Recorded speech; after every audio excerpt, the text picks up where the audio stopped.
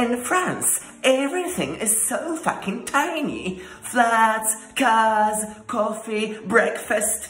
That's why this one is called un petit déjeuner. Yeah, un petit café, un petit croissant with a petit beurre. Attention, petit beurre, it's not small butter, but a small cookie. Even that is petit. I'm wondering, are there other petit words in French? Of course, we can start with un petit mot, which means a few words. But which words? A few words, a short note, a message. Really? That's confusing. You can write un petit mot, but also une petite annonce. A small announcement. Yes, an ad in a newspaper. Oh, that's nice. So I will write in my little petite annonce that I'm looking for a French boyfriend. Un petit copain.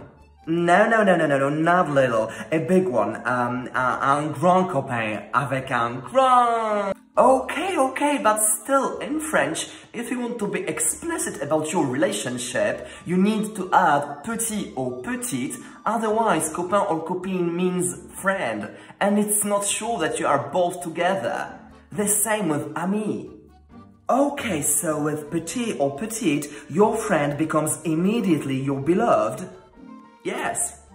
OMG, it's really important. So, my petite annonce is je cherche un petit copain pour un petit déjeuner. Au petit matin. What's that? Let me guess. Au petit matin, small morning, so is it early? Yes, at dawn, when the sun rises.